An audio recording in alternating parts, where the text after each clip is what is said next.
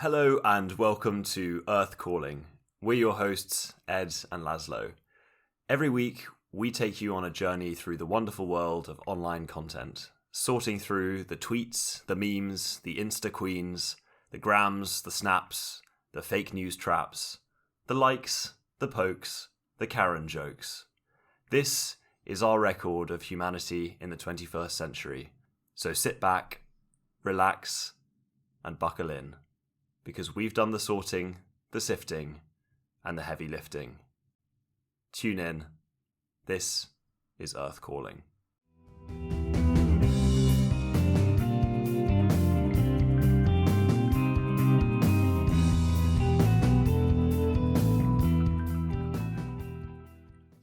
This week we move away from the comforting, nostalgic terrain of Facebook groups to somewhat less familiar territory, the question and answer platform Quora.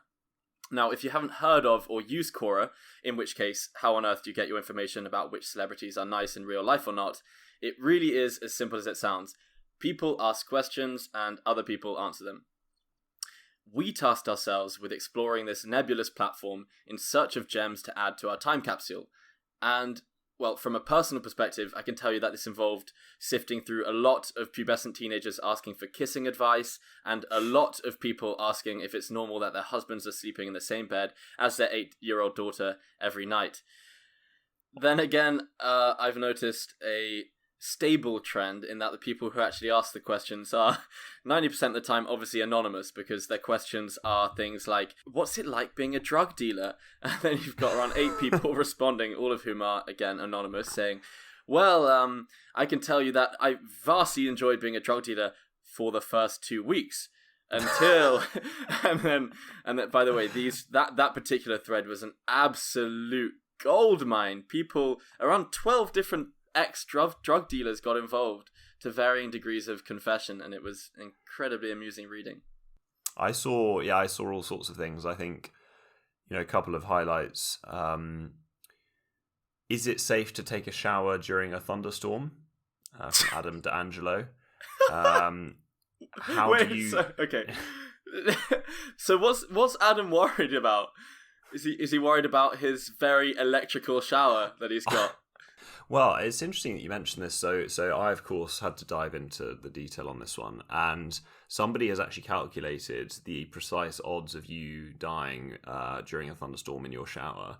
And it is roughly the equivalent to driving 15 minutes on a US highway, according to the most upvoted response. And I won't go into the details, but essentially, when lightning strikes near your house, there is a small chance that it will actually permeate through into the water supply of your house, and if you happen to be taking a shower, you might get electrocuted by the water that's been hit by the lightning.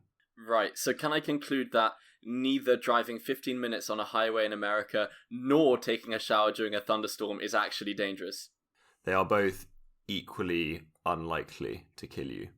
But there are a lot of very strange questions on there, ranging from the really quite thought-provoking and controversial, i.e., how do you justify killing unborn children, all the way through to asking for a friend. Brackets, just asking for a friend. All the way through to why is factoring numbers into primes such a difficult problem, by Alon Amit, who is clearly struggling with his math homework. And in your travels on Quora, was there anything in particular that caught your eye and deserves significant analysis? Well, there were several questions, but one that really jumped out from the milieu was the following, and I'll read it in full, so pay attention, it's relatively complicated. Imagine you are a nun in a bear costume with opposable thumbs, about to engage in a fight to the death with another nun who may or may not, in fact, be a bear in disguise. In front of you lies a hunting knife and a baseball bat. If you pick one, the other nun, brackets or bear, will choose the other weapon. Which would you pick and why? I'm so glad someone's finally voiced what's been on my mind for years. It's the Nun Paradox. Everyone knows the bear costume Nun Paradox. Okay, so let me get this right. The nun has opposable thumbs, right? Yes, so now, you are a nun. Yeah, so you are in fact a nun. Got it. And you're dressed as a very convincing bear. Yeah. And you're about to engage in a fight with another nun who you believe to be a nun, but that nun might in fact be a bear dressed as a nun. Okay, so as far as I can tell, it's basically it's the Halloween costume party at the monastery, and you've got two nuns who go walking out to the forest. Maybe one of the nuns gets lost along the way, which means that Nun A is in this situation whereby she is 80% sure that the nun across from her is in fact Nun Bernadette from the monastery, but also because this forest is populated by a bunch of wild bears, it could well be a bloody bear. Yeah, because the bears, of course, are also celebrating Halloween, and they're all dressed up as well, and so and they're all dressed as nuns. The bears are all dressed as nuns. Got it. So the question on this nun's mind is, does she take the baseball bat or the knife? That's the question, right? Correct, but bear in mind that you are the nun. Stop trying to abstract yourself. You are in this situation. It's terrifying. You are... I am the nun. Right there, okay? You are the nun. Word. And you have this crucial choice, right? First question, is it a bear or a nun? You know, is it a bear or is it Sister Bernadette? Is that you, sister? And then you don't hear a reply, but you don't know whether that's because she's had a bit to drink, a bit of the communion wine, and so you have to make a snap decision as to which weapon you choose, whether it be the baseball bat or the knife. Well, of course, you know, being Sister Mary, I know how, you know, what the consequences would be if I gave Bernadette a good stabbing. But what I'm going to do, right, this is my tactic, and this is a response to the question fundamentally. I grab the baseball bat. Why, you ask me? Because the knife would be fatal, don't want to go down that route. Grab the baseball bat and then just give a sharp whack to the legs, the leg region. A sharp whack. Then you know if she's human, if she's a bear. If she's a bear, well, you're fucked. To be honest with you. You just fucking hit the bear on its knees. You're fucked. You're going running back to the monastery. The bear's going to catch up and gobble you up. But if it's Sister Bernadette, she'll tell you. It's me, Mary. What are you smacking me around the knees for? But you see, that's where you're wrong, of course, because if it does happen to be a bear, the last thing you do with a bear attack, Lazlo, is run. Now... Is that true? Yeah, you've clearly never read a pamphlet on rural existence and survival in the woods. Am I right in saying that?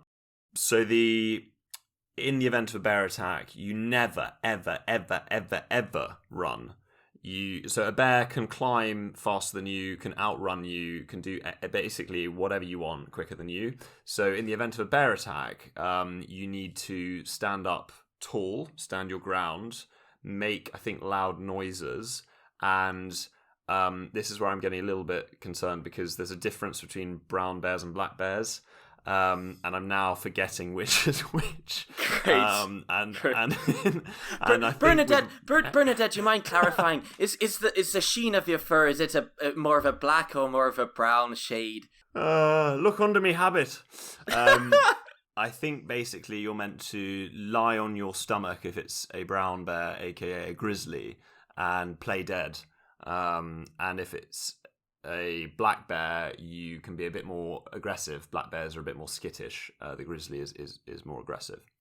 So you it sounds like, you know, you were making fun of me for never having read a pamphlet on rural existence. What have you read? Like 12 pamphlets on freaking bear attacks? So when I visited Yellowstone National Park, was a little bit concerned about bears, and so I read some online articles about how to deal with bear attacks, and basically bear spray is king. So you wander around with your bear spray, and you need to be loud to warn them. So, you know, basically just be sensible. Just have your bear spray in your fanny pack, walk around loudly. If you come across a bear, spray it, and grab a baseball bat if there's one to hand. Yeah, got it, but not the knife. So you agree that the baseball bat is the right prop? Well, see, this is the thing. So perhaps we should dive into some of our responses. And there's a wide range of different strategies that are adopted. The first is from Jay Best, who self-identifies as an entrepreneur, CEO, and geek. His first comment is, "This is easy, full stop. If she is a bear, she has no opposable thumbs and therefore cannot use the knife or the bat. She can only claw you. If you take the knife, you'd be well within clawing distance and so likely to kill her, but you'd also likely both die. If you take the bat, you can at least annoy her enough and then run away quickly." Annoy her! Yeah. Okay, so then, that's if she's a bear. If she's a nun, then she should be aware of the Ten Commandments. So best action here is to actively remind her of her own vows, brackets, hell, devil, etc. Which is great. I mean, I hadn't actually thought about that. Of course, thou shalt not kill, one of the key commandments. But why is the nun wanting to kill Sister Mary in the first place? Why is Bernadette going to kill Mary? I thought the only risk here was if she's actually a bear. Well, Bernadette might have got angry over something back at the convent. Yeah, over the pumpkin carving contest, which preceded said Halloween party. Exactly. At which Sister Mary outdid Sister Bernadette with an amazingly good Joker face. Or a representation of the resurrection, perhaps. Yes, more apt. But I think, my view on this is that if she's a nun and my bear costume is convincing, and let's assume that Bernadette doesn't actually know that you are the bear, so she hasn't seen you that evening, she's then terrified and she runs away. This is my logic, right? So she would run. If she's actually a bear disguised as a nun, then I would try seduction. A honey trap, if you will, a la Winnie the Pooh. Wow. And perhaps I would serenade her with a jingle. Oh, it's the bare necessities, the simple bare necessities. Forget about your worries and your strife. Hey. And if if the seduction didn't work, then probably the bat, because you've got more range with a bat. Kind of like what you said. Or an actual bat. Maybe you have a bat that lives in the convent. Well, I mean, it was Halloween night, and after the pumpkin carving contest, there was, of course, a make your own bat out of black wax contest, which actually Sister Bernadette excelled at. So yes, there's many lifelike bats hanging around the convent. Yes. Get at him, Jerry. Get at him, Terry. Bite him. Why should I bite him, sister? Give him the blasted coronavirus. And that was patient one. Wow. Really good. A couple of other remarks I would just chip in with are from two Brits who clearly see themselves as the witty one-liner brigade, who chip into these rather thought-provoking and interesting discussions with comic relief and moments of brevity and levity. So there's Mark Harrison, who is a CTO, who has chimed in with, weapons-wise, neither. Here in England, we don't have the right to arm bears. I really like that, but I do question what a CTO is doing constructing puns on Quora threads about nuns. Now, I think he might work with Jay Best, the startup founder who we featured earlier.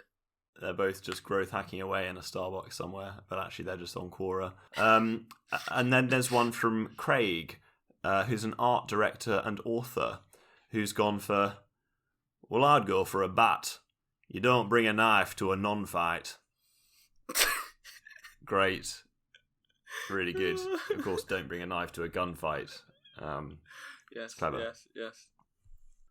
On that note, though, I think worth summing up, and the reason I want to put this particular question into our time capsule is that one day when we're all gone and Earth is no longer populated, it would be great if whoever turns up has a keen sense of what we really cared about, the big questions, such as what happens on a Halloween night when a nun goes missing in a forest and comes across a partner of hers dressed as a bear. But Lazlo, I think you have your own key question for me this week.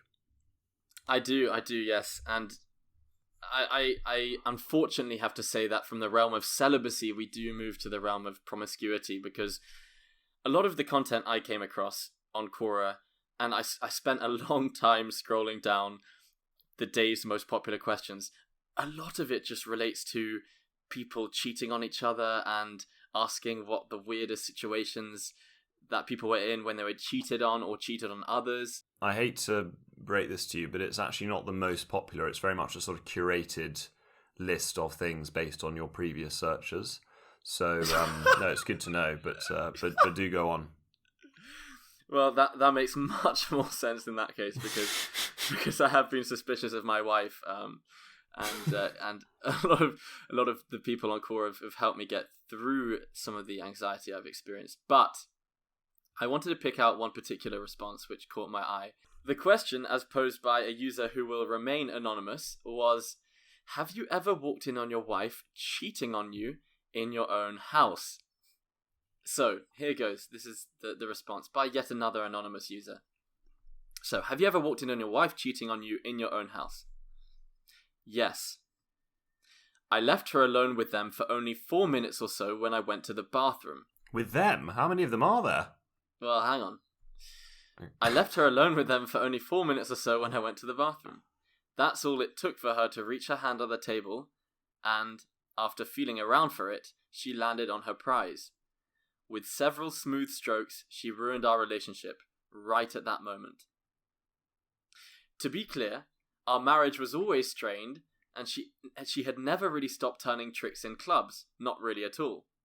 We fought nearly endlessly, usually centering around her incessant need to get the upper hand and her propensity to break hearts right in front of me, as my wife. Yeah, I stood for this nearly 9 years while she humiliated me in front of numerous other people just before she would blow a sarcastic kiss my way. She used to be a hand model, and the only thing she cared about were her fucking hands. She always protected her hands. Brackets, God forbid anyone saw them before she was ready. Close brackets, and would not let even her diamonds upstage them.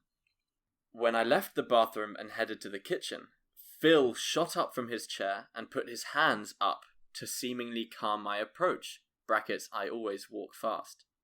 Close brackets. He assured me that he didn't want to be disrespectful, but said, "Your wife needs to learn how to behave appropriately."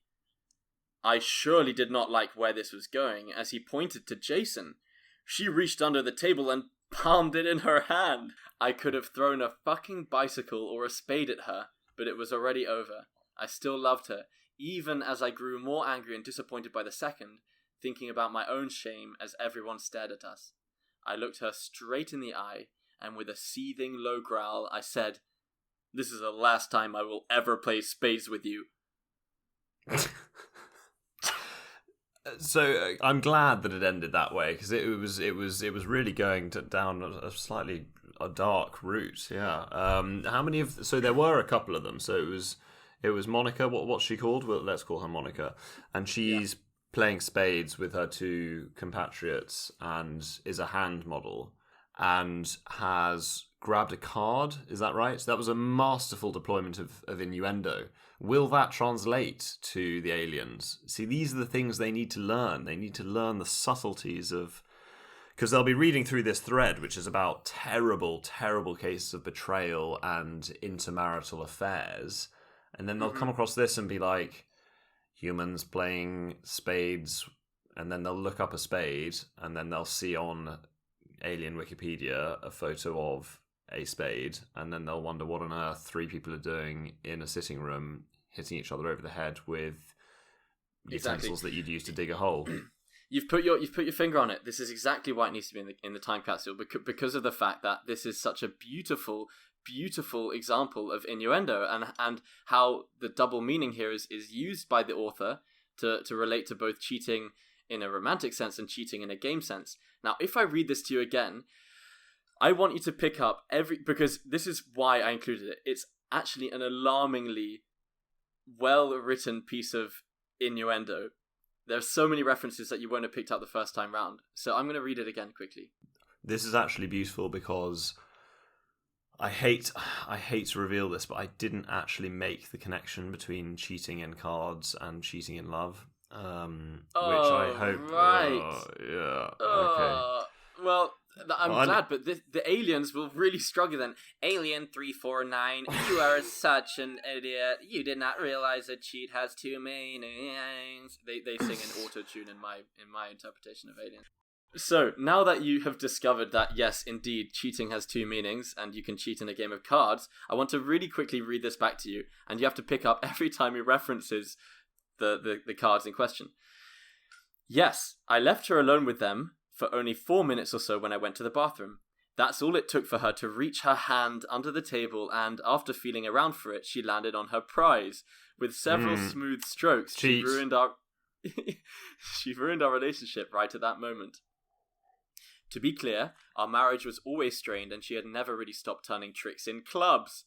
Clubs. Oh, wow. Okay. Not really at all. We fought nearly endlessly, usually centering around her incessant need to get the upper hand. Oh, that's good. And her propensity to break hearts right in front of me. Oh. This is I mean, I you know, yeah, when you first read this, I thought, okay, we're into another pretty humdrum, run-of-the-mill dramatic reveal on Quora, but actually we've descended into a masterful mind game deployed with such aplomb. Yeah. Exactly.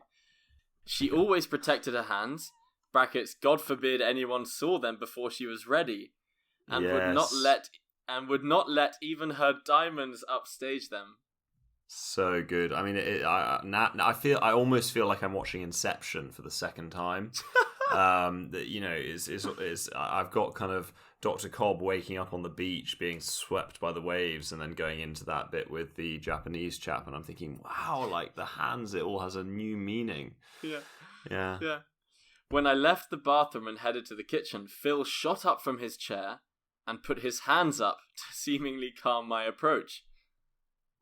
He assured me that he didn't want to be disrespectful, but said, "Your wife needs to learn how to behave appropriately." I surely did not like where this was going, as he pointed to Jason.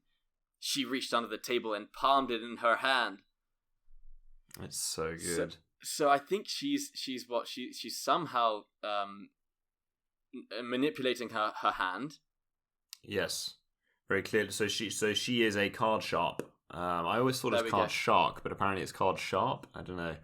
But she's obviously got an ability to palm cards, which means that you secret away a card in the palm of your hand and then reveal it later on in the game.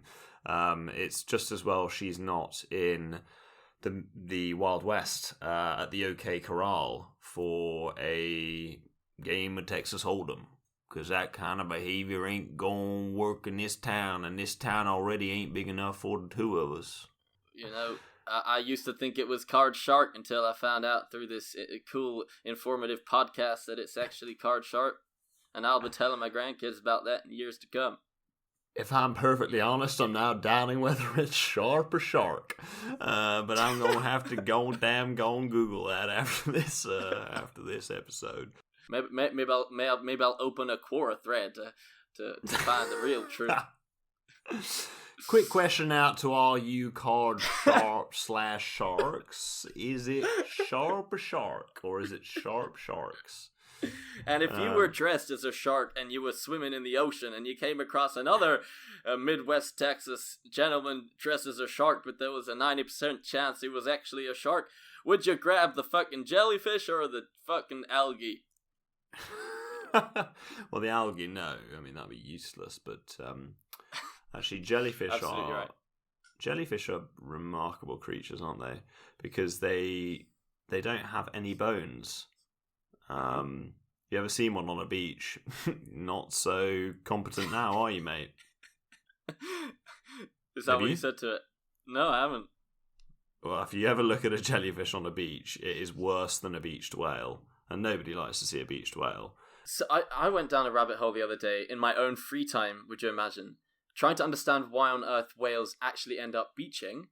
And the reason why these pods become very confused is because there's so much man-made interference in the waters, and by that I mean trawlers or drilling or other unnatural processes that basically distract these poor whales. And if you imagine you're trying to listen out for your mate Jimmy whale on the other side of the ocean, but you've got bloody Jimmy, is that you? and then you've got the bloody oil rig which is going which of course sounds a lot like Jack, which is your name in this situation. You're going to follow the sound that says Jack, and lo and behold, you've beached. You're a beached whale, and you're beached next to your entire pod. What we need is almost whale lighthouses that, when they are nearing a sandbar, have a sort of underwater signal, which is like, "Get the fuck away! Get the fuck away!" So that they don't, because it is very sad. I mean, it's essentially they literally drive into the equivalent of a wall, and then they have to get lots of very well-wishing people to cover them in towels and pour water on them and try not to say, "Come on, mate, this is pretty thick. You've literally just driven your car into the sea," the equivalent. Amazing creatures. Whale wishing people, yeah. The whale wishers, yeah.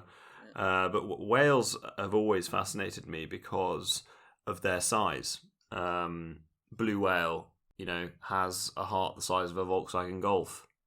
Blimey. And you could swim in their veins. No, I couldn't. Well, you couldn't swim. You could fit in their veins. You'd be. You saying I could pull off my butterfly is very physical. You wouldn't do butterfly because, of course, that's the most space stroke. Yeah, you wouldn't need to do butterfly. You'd get in there into the aorta, and then you'd be shot around the system, and you get stuck in a capillary, probably in its left fin, because it would then get thinner and thinner. And then you probably bump into Jonah. Oh, nice. Also, well done for demonstrating your knowledge of gradually diminishing vein sizes. And yes. Pulling out the capillary. From the aorta to the capillary. Edward's take on veins. Let's not get into the ventricle. Of course, the whales are mammals, which is another extraordinary natural feat. So whales are an example of a fish that came onto land, grew legs, grew a tail, and then was like, actually, this is really overrated. I'm going to hop back in there and get away from all the people that are trying to eat me, and I'm going to grow really big and just dominate the ocean. Because I don't know if you've heard this, but my heart, it's sort of the size of a Volkswagen Golf. I don't want to brag or anything, but it's rather large.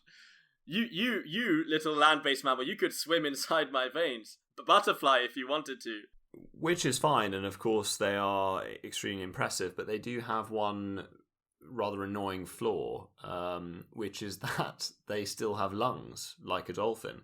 And so every time a whale is underwater, he's holding his breath. So it's like, they go to, you imagine that, you go to the swimming pool, and imagine that everything that you can do, eat, and enjoy is underwater, and you have to go, and then every sort of half an hour, you have to come back up and go, whew.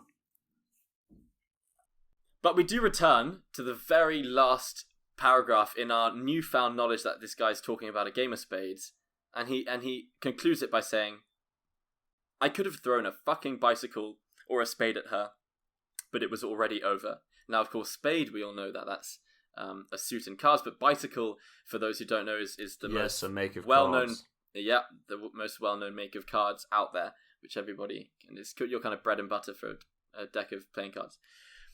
I still loved her, even as I grew more angry and disappointed by the second, thinking about my own shame as everyone stared at us. I looked her straight in the eye, and with a seething low growl, I said, "This is the last time I will ever play spades with you." So I thought that piece of content was definitely worth including in our time capsule, because you can imagine these extraterrestrials, I mean, they've clearly got jet lag after their long space flight, just found this hard drive in the bunker in Svalbard, Norway. And what do they want after a long journey, Ed, I ask you? They want a story. And what do they find in that hard drive but a bloody story? This guy who wrote this piece of prose which seems one thing 1 minute, and then rereading it, you discover a whole new meaning. And I think that in itself is beautiful enough to merit inclusion. Well, I think that's about all we've got time for today. As ever, Earth has called, and you, our dear beloved listeners, have picked up the phone. Yes, thanks everyone so much for tuning in. If you've had fun, please do hit the subscribe button and share this podcast with your friends. And dial in next week when we'll be living our best lives with #NoFilter, sorting the chai lattes from the chia smoothies on everyone's favourite photo sharing platform, Instagram.